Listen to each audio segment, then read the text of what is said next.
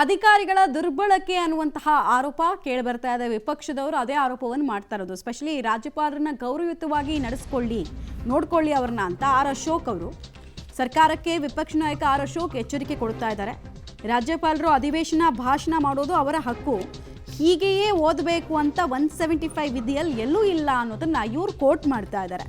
ಪ್ರಧಾನಮಂತ್ರಿ ರಾಷ್ಟ್ರಪತಿ ಬಗ್ಗೆ ಕೀಳು ಭಾಷೆಗೆ ಅವಕಾಶಗಳು ಇಲ್ಲ, ಗವರ್ನರ್ ಮೂಲಕ ಹೇಳಿಸುವಂತಹ ಅವಕಾಶ ಯಾರಿಗೂ ಇಲ್ಲ ಅಂತ ಸರ್ಕಾರದ ವಿರುದ್ಧ ವಿಪಕ್ಷ ನಾಯಕ ಆರ್ ಅಶೋಕ್ ವಾಗ್ದಾಳಿಯನ್ನು ನಡೆಸ್ತಾ ಇದ್ದಾರೆ.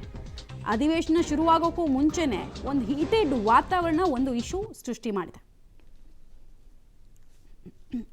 ಅಧಿವೇಶನದಲ್ಲಿ ನಾನು ಭಾಷಣ ಮಾಡೋದಿಲ್ಲ ಅನ್ನುವಂತಹ ನಿರ್ಧಾರವನ್ನು ಮಾಡಿರುವಂತಹ ರಾಜ್ಯಪಾಲರ ನಿರ್ಧಾರಕ್ಕೆ ಸಂಬಂಧಪಟ್ಟಂತೆ, ಅವರ ನಿಲುವಿಗೆ ಸಂಬಂಧಪಟ್ಟಂತೆ ಮಾತನಾಡಲಿಕ್ಕೆ ನಾನು ಸದ್ಯ ವಿಪಕ್ಷ ನಾಯಕರಾದಂಥ ಆರ್ ಅಶೋಕ್ ಅವರ ಜೊತೆ ಇದ್ದೇನೆ. ಮಾತನಾಡಿಸ್ತೇನೆ. ಸರ್, ಸದ್ಯದ ಬೆಳವಣಿಗೆ ಬಗ್ಗೆ ಮಾತಾಡೋದಾದರೆ, ಕೇರಳ ತಮಿಳುನಾಡದ ಆದ ನಂತರದಲ್ಲಿ ರಾಜ್ಯದಲ್ಲೂ ಕೂಡ ಅಂಥದ್ದೇ ರಾಜ್ಯಪಾಲರು ವರ್ಸಸ್ ಸರ್ಕಾರ ಅನ್ನುವಂಥ ಸಂಘರ್ಷ ಆರಂಭ ಆಗಿದೆ ಅನ್ನುವಂಥ ಒಂದಷ್ಟು ಚರ್ಚೆಗಳಾಗ್ತಾ ಇದೆ. ಇದು ಕಾಂಗ್ರೆಸ್ ಅವರು ಅಲ್ಲಿ ಸೋನಿಯಾ ಗಾಂಧಿ, ರಾಹುಲ್ ಗಾಂಧಿಯನ್ನು ಮೆಚ್ಚಿಸೋಕ್ಕೋಸ್ಕರ ಪ್ರಿಂಟ್ ಮಾಡಿರುವಂಥ ಪುಸ್ತಕ ಇದು. ಇದೊಂದು ಪ್ರಿಂಟ್ ಮಾಡಿ ಅವ್ರಿಗೊಂದು ಕಾಪಿ ಕಳಿಸ್ಬಿಡ್ತಾರೆ. ನೋಡಿ, ನಾವು ಹಿಂಗೆಲ್ಲ ಮಾಡಿದ್ದೀರಿ ಅಂತೇಳಿ ಶಬಾಷ್ಗಿರಿ. ನಿಮ್ಮ ಶಬಾಷ್ಗಿರಿನ ಎಲ್ಲನ ಸಂತೆಯಲ್ಲಿ ನಿಂತ್ಕೊಂಡು ಭಾಷಣ ಮಾಡಿ ನೀವು ಶಬಾಷ್ಗಿರಿ ತಾಳಿ. ವಿಧಾನಸಭೆ ಇರೋವಂಥದ್ದು ಸಂವಿಧಾನ ಸಂಸ್ಥೆ, ಅದೊಂದು ದೇಗುಲ. ಅದನ್ನು ಅಪವಿತ್ರ ಮಾಡಬೇಡಿ.